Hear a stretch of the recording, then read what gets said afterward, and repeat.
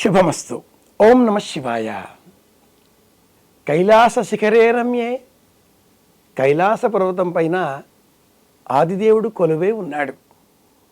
వెళదాం, చూద్దాం. ఇంద్రాది దేవతలే ఆ స్వామిని సేవించి తరిస్తున్నారు. మానవులం మనం ఎప్పుడు వెళ్ళాలి, ఎలా వెళ్ళాలి?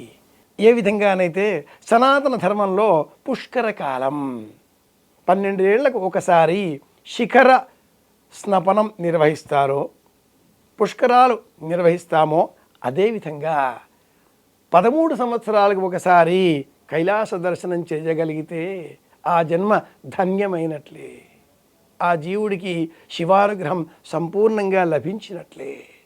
అటువంటి తరుణం 2026వ సంవత్సరం, అంటే వచ్చే సంవత్సరమే. కొన్ని వందల వేల సంవత్సరాలుగా బౌద్ధ ధర్మ గ్రంథాలలో అతి రహస్యంగా ఉన్న ఈ వర్తమానం ఈ మధ్యకాలంలో విశేషంగా పరిక్రమల కారణంగా అందరికీ తెలియవచ్చింది. 2013వ సంవత్సరం అనంతరం ఇదే 2026వ సంవత్సరం వచ్చే సంవత్సరం. కైలాసం వెళదాం అనుకుంటున్నారా? ఇప్పుడే మీ పేరు నమోదు చేసుకోండి. మీరు కైలాసం వెళ్ళగలిగితే జన్మధన్యమైనట్లే. అమ్మా నాన్న ఉన్నారా? వారిని కూడా తీసుకుని వెళ్ళే ప్రయత్నం చేయండి. కైలాసానికి ఒక్కరు వెళ్ళకూడదు, వెంట ఎవరినైనా తీసుకుని వెళ్ళాలి. ప్రతి సంవత్సరం వెళ్ళాలి అన్న తాపత్రయం ఉంటుంది. వెళ్ళగలమో లేదో. 13 సంవత్సరాలకు ఒకసారి వచ్చే ఈ అమోఘమైన అశ్వ సంబంధితమైన సంవత్సరం, అశ్వ సంవత్సరంలో హార్స్ ఇయర్ అంటారు బౌద్ధ ధర్మంలో. ఈ ఒక్క సంవత్సరం పరిక్రమ చేస్తే చాలు, 13 సంవత్సరాల పరిక్రమ చేసిన పుణ్య ఫలం మనకు లభిస్తుంది, పరమేశ్వర అనుగ్రహం లభిస్తుంది. కనుక హర హర మహాదేవ, శంభో శంకర అంటూ పరమేశ్వర దర్శనం చేద్దాం, కైలాస పరిక్రమ చేద్దాం, శివానుగ్రహాన్ని పొందుదాం. శుభమస్తు. నమస్కారం. ఐ డ్రీమ్ ప్రేక్షకులకి కార్తీక మాసపు శుభాకాంక్షలు. గురుగారు నమస్కారం. గురుగారు నమస్కారం. అబ్బాయి గురుగారు, నైమిషారణ్యపు ప్రస్తావన కార్తీక మాసంలో కార్తీక పురాణంలో కూడా ఉన్నదని తెలుస్తుంది గురుగారు. అసలు ఏంటి ఆ విశేషత గురుగారు? మంచిదే. నైమిషారణ్య ప్రస్తావన కార్తీక పురాణంలో 18వ అధ్యాయంలో మనం చూడొచ్చు. నిమిషము అంటే 60 సెకండ్ల కాలం మన లెక్కలో. గురుగారు నిమి ఒక గొప్ప చక్రవర్తి. జనక వర్గానికి మొట్టమొదటి మిథిలా నగరానికి సంబంధించి నిమి. ఇలా మనం ఆలోచన చేసినప్పుడు మనమంతా మనుష్యులం, రెప్పపాటు కలవాళ్ళం. పూర్వం ఈ మహర్షులంతా శ్రీమన్నారాయణమూర్తిని దర్శనం చేసుకొని, మహానుభావ, రాబోయే కాలం కలికాలం, కలికాలంలో కలిపురుషుడి ప్రభావం విపరీతం, ధార్మికమైనటువంటి అంశాలకు అవకాశం ఉండదు, మేమంతా ఎక్కడికి పోవాలి, ఏం చేయాలి అంటూ తమ బాధను విన్నవించుకున్నారు. దానితో ఆ స్వామి కరిగిపోయి తన చక్రాన్ని ప్రయోగించి, ఈ చక్రం భూమండలం మీద తిరిగి తిరిగి ఎక్కడ ఆగుతుందో అక్కడ మీరంతా వెళ్ళి స్థావరం ఏర్పాటు చేసుకోండి, ఆ ప్రాంతానికి ఈ సుదర్శనం రక్షణగా ఉంటుంది అనే వరాన్ని ఇచ్చాడు. సుదర్శనం పురాణాలను విమర్శించే సమయంలో లేదా వేళాకోళంగా మాట్లాడే సమయంలో ప్రతి పదానికి ఒక అర్థం ఉంటుంది. సంయమనం పాటిస్తేనే అర్థం తెలుస్తుంది. లేదా ఏదోలాగా అనుకుంటే ఏదోలాగా మాట్లాడుతూ ఉంటారు లోకులు. సుదర్శనం మంచి జ్ఞానాన్ని అందించేటటువంటి చోటు అది. సుదర్శనం మళ్ళీ మళ్ళీ చెప్పుకుంటూ ఉంటే ఎంత బాగుంటుందో ఈ పదం కదా. నైమిషారణ్యం ఈనాటికే మనం చూస్తూ ఉంటాం. యూపీయే కదా, యూపీలో ఒక గొప్ప క్షేత్రం. అక్కడికి మనం సీతామఢి అవి కూడా చూస్తూ ఉంటాం. జనకపురి నేపాల్లో ఎంత ప్రత్యేకమో సీతామఢి ఇక్కడ అంత ప్రత్యేకం. అక్కడ ఆవిడ జన్మించింది, ఇక్కడ భూమాత సన్నిధి చేరింది, పక్క పక్కనే. అయోధ్యకు వెళదాం, కాశీకి వెళతాం, సీతామడికి వెళతాం, నైమిష్యారణ్యానికి వెళతాం. కార్తీక పురాణంలో అంగిరసుడు, ఇతర మహర్షులు అందరూ కూడా శ్రీమన్నారాయణమూర్తిని స్తోత్రం చేశారు. స్వామి వారికి ప్రత్యక్షమై, ఈ మాసం హరిహర మాసం, ఇది దామోదర మాసం. దామము అంటే తామర తోడు. తామరకు ఒక లక్షణం ఉంది, నీటిపైన తామర పువ్వు కనిపిస్తుంది. తెలుగునాట ఒక సామెత కూడా ఉంది, నీటి కొద్దీ తామర అని చెప్పి. నీటి నిలవ పెరిగితే, సరస్సులో నీరు బాగా హెచ్చితే తామర తూడు అంతగా పొడవుగా ఎదుగుతుంది. పువ్వు పైనే ఉంటుంది, తూడు అలా లోన భూమిలో వేళ్ళు పరుచుకుని ఉంటుంది. నీళ్లు బాగా పెరిగాయి, పువ్వు మునిగిపోవాలిగా, మునగదు. అంత మేరకు తామర తూడు పెరుగుతుంది, పువ్వు కాదు. లోకంలో ఉండాలి, లోక సంబంధాలతో సంబంధం లేకుండా బతకాలి. అలాంటి జ్ఞానం ఇచ్చే నిమిత్తమై శ్రీమన్నారాయణమూర్తి ఈ కార్తీక మాసంలో విశేషంగా ఈ 18వ అధ్యాయంలో నైమిష్యారణ్య ప్రస్తావన చేస్తూ, ఆ క్షేత్రానికి రాగానే మనలో పాపపు ఊహలు తొలగిపోతాయి అని చెప్పాడు. ప్రతి మనిషికి నిమిషం అంటే 60 సెకండ్లు అనుకున్నాం కదా. గురుగారు, ఒక నిమిషం కాలంలో సైన్స్ ఏదో ఒక మీటర్ పెట్టి, హెక్టామీటరో మరి ఇంకేదో సుమా, ఎన్ని ఆలోచనలు మన బుర్రలో కదులుతాయో ఒక నిమిషంలో కనుక్కుంది. సైన్స్ కదా, వాళ్ళు కనుక్కుంటారు. పరమాత్మ సృష్టిస్తాడు, వేదం తెలుసుకుంటుంది. తెలుసుకో అని చెప్పేది వేదం, కనుక్కునేది సైన్స్. ఏం కనుక్కున్నారు అంటే, ఒక మనిషి బుర్రలో 60 సెకండ్ల కాలంలో 72 ఆలోచనలు వస్తాయి. మన గుండె కొట్టుకునే 72 సార్లు అన్ని ఆలోచనలు వస్తాయిట. ఇవన్నీ పాపంవే. చూడకూడదు చూడాలనిపించడం, తెలుసుకోకూడదు తెలుసుకోవాలనిపించడం, వినకూడదు వినాలనిపించుకోవడం, ఏదో ఒకటి మాట్లాడేసేయడం, ఏదో ఒకటి చెప్పేసేయడం, వేగం వేగం వేగం, స్వార్థం. నైమిష్యారణ్యానికి వెళితే ఇవన్నీ ఉండవు. అద్భుతం గురుగారు. నిమిషం కదా. ప్రతి వ్యక్తి నిమేష జీవుడు. ఒక్క నిమిషం తర్వాత ఏమవుతుందో అదే తెలియదు. ఒక నిమిషం తర్వాత మరణం కావచ్చు. ప్రశాంతంగా బస్సులో పోతున్న వాళ్ళు కంకర వచ్చి మీద పడి ప్రాణాలు పోతాయి అనుకున్నారా? ఆ కంకర టిప్పర్ పోవడం ఏమిటి, ఈ బస్సు రావడం ఏమిటి, వాళ్ళని కలగన్నారా? అలా రాసి పెట్టుంది. నిమిషంలో ప్రమాదం, నిమిషంలో.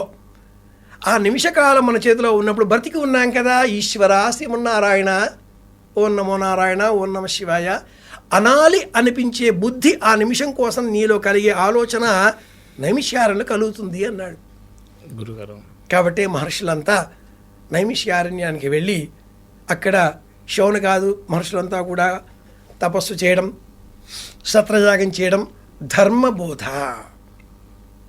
కార్తీక మాస సంబంధిత ఈ 18వ అధ్యాయంలో ఉండే అంశం ధర్మబోధ.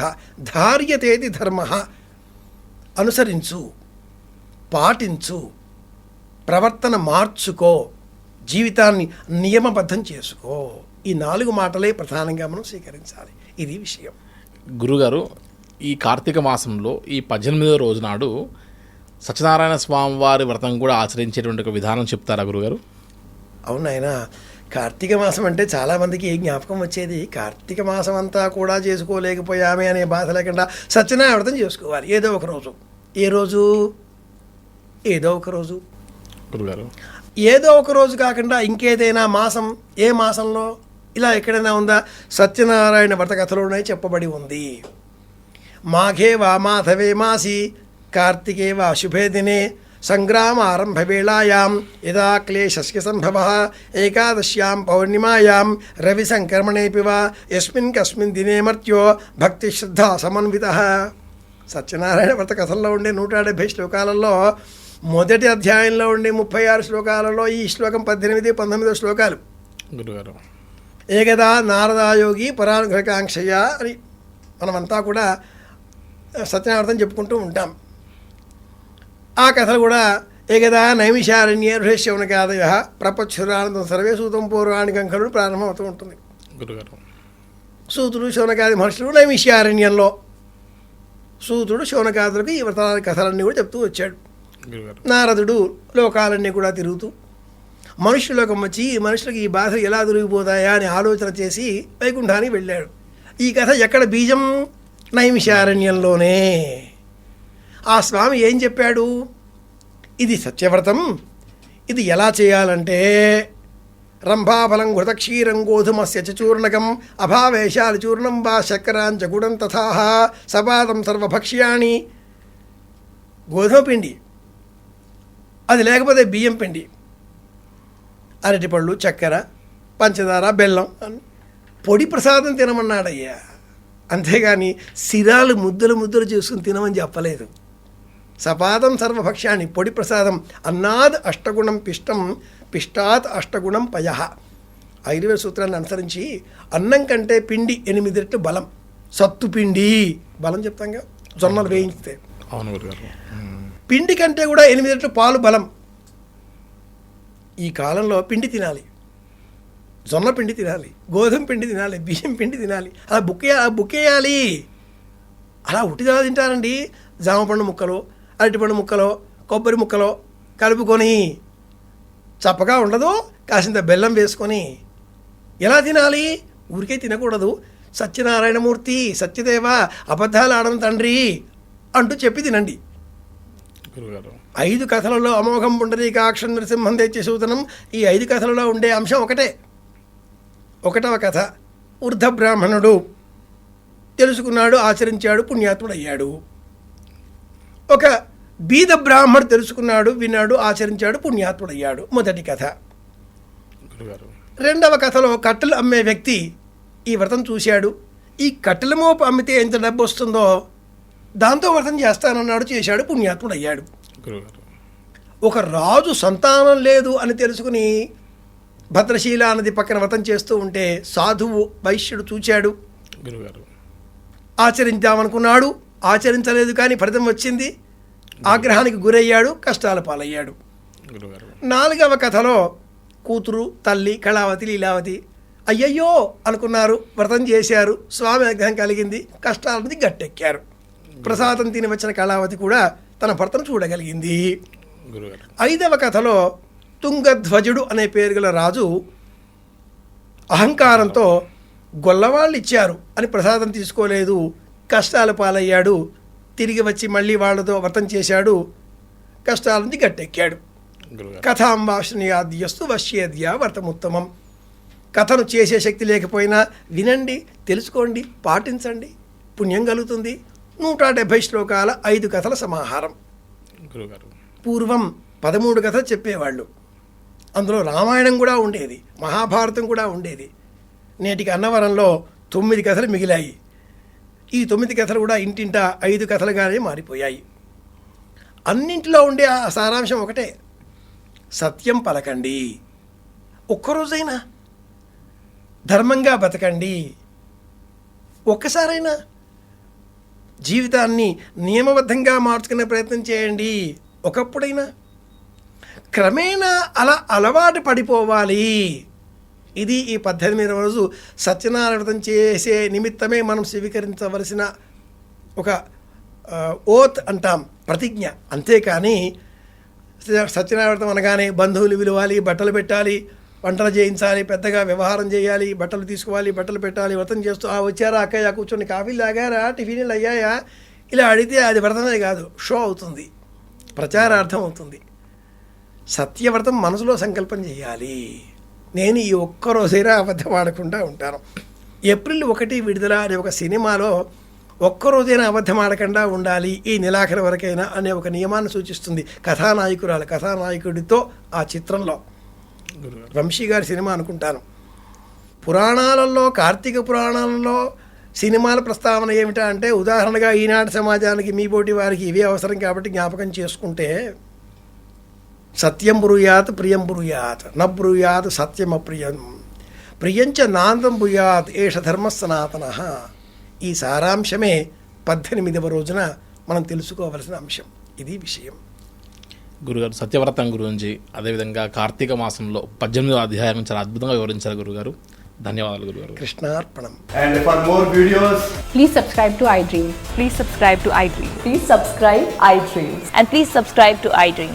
For more videos, subscribe to iDream.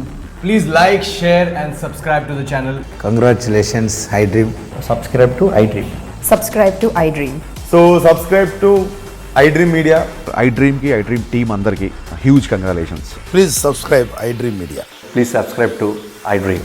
Subscribe iDream. Please subscribe to iDream. iDream అంటే నా కళల ఛానల్ సబ్స్క్రైబ్ చేసుకున్న నోరు తిరుగుతలేదు, మీరైతే గంట గుర్తు కొట్టండి. For more such videos, please subscribe to iDream. Subscribe to iDream. Please subscribe to iDream. Please subscribe iDream Media. Please do subscribe to iDream. Please subscribe to iDream Media. For best entertainment and information, please subscribe iDream. And don't forget to subscribe to iDream.